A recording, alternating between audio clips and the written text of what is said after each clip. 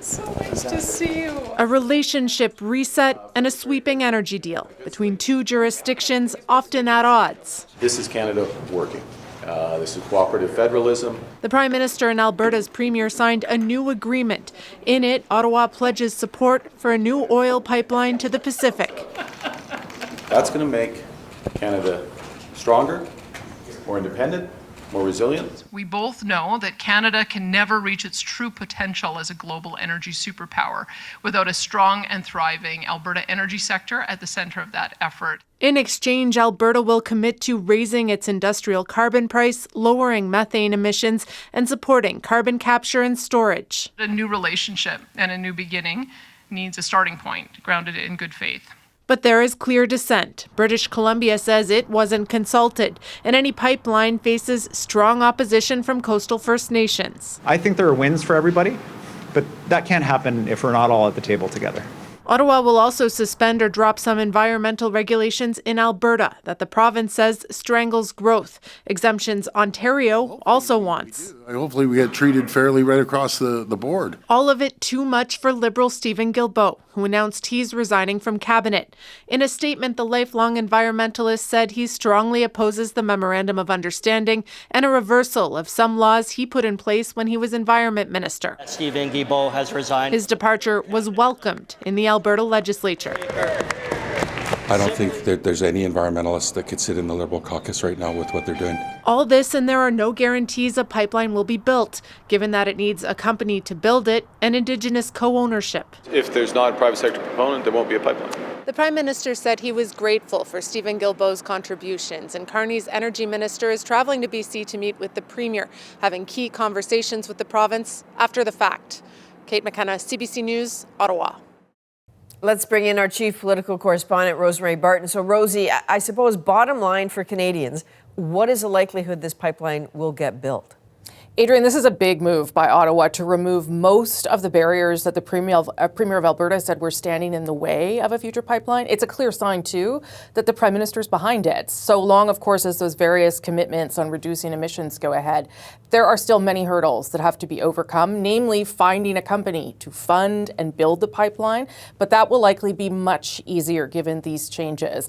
How far Ottawa went with these changes and with this deal is surprising, and it does solve the problem of the Alberta government's frustrations and anger with Ottawa, but it opens up new big political challenges too. Let's talk about some of those, the risks and the rewards. Obviously, we saw the first one today, the resignation of Steven Guilbeault from cabinet, who strongly opposes the agreement, and in fact said many of the measures that he put in place as environment minister under Justin Trudeau have been or will be dismantled. Guilbeault, though, was a divisive figure for sure, but losing a cabinet minister is very damaging for the Prime Minister. Both Alberta and Ottawa have to now find some way to collaborate and engage with British Columbia and coastal First Nations who are strongly against the pipeline. Neither of them have a veto on the project, but they do have the potential to create real political problems for a Prime Minister who, remember, Adrienne, has 20 seats in British Columbia. So the risks may be bigger than the reward, at least in the very short term. All right, understood. Rosemary Barton in Ottawa, thank you. Thanks. Politics and pipelines, and of course, pipeline politics. Rosie will be back with the At Issue panel to dig into all of it. That conversation in about 20 minutes.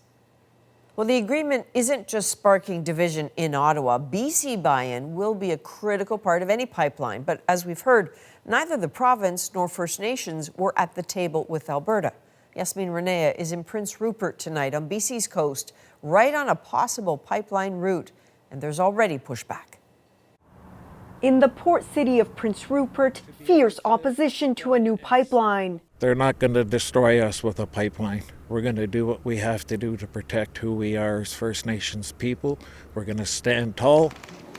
While Ottawa's Memorandum of Understanding with Alberta doesn't say what route the pipeline will take, Premier Danielle Smith has suggested Prince Rupert, about 770 kilometers northwest of Vancouver, would make a good endpoint because of its proximity to Asia.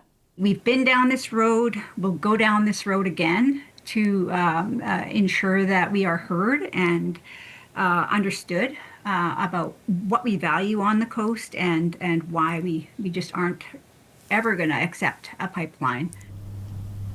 The deal opens the door for changes to a law that bans tanker traffic off BC's north coast, an idea sharply rejected by coastal First Nations, who say any oil spills would be catastrophic. We will not be able to harvest like we do. We'll not be able to maintain the lifestyle that we have on that coast. So for us, it is quite an emotional battle. British Columbia Premier David Eby, who was left out of the MOU negotiation, says the deal risks taking up too much attention. With all of the variables that have yet to be fulfilled, no proponent, no route, no money, no First Nation support, that it cannot draw limited federal resources, limited Indigenous governance resources, limited provincial resources away from the real projects. Other critics say there's no business case for a new pipeline. Instead, capacity could be increased at Trans Mountain, which runs from Edmonton to Burnaby. There's not enough oil demand to justify building a new pipeline plus using all the existing pipelines. So it doesn't make economic sense. So I think it's The Memorandum of Understanding says the pipeline must offer opportunities for Indigenous co-ownership and that profits should be shared with First Nations. But an alliance of 9 First Nations in BC says those economic benefits aren't worth risking the environment or their way of life. And Yasmin, as opposed as the BC government appears to be, I'm not sure it's clear what its next step is. That's right. Eby says the province has no plans to file a legal challenge because it already did that with the Trans Mountain pipeline expansion years ago and lost. He says he will take a stronger stance if the MOU pulls focus from ongoing projects. All right, thank you. That's Yasmin Renea in Prince Rupert, BC. In British Columbia, the agreement may be a hard sell for Alberta's oil patch, quite the opposite. As Kyle Back shows us, the mood among business leaders ranges from positive to positively bullish. Thank you very much.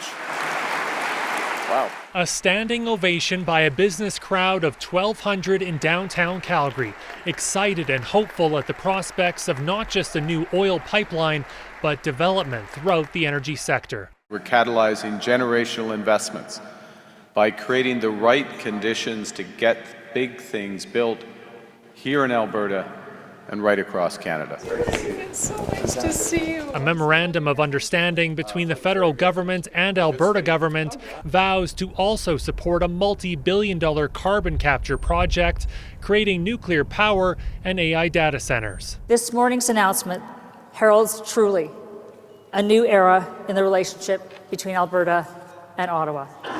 The deal is just paperwork, but necessary to clear federal environmental policies that would prohibit any new oil pipeline to the northwest BC coast. I'm going to take the Prime Minister at his word. This is a bold move.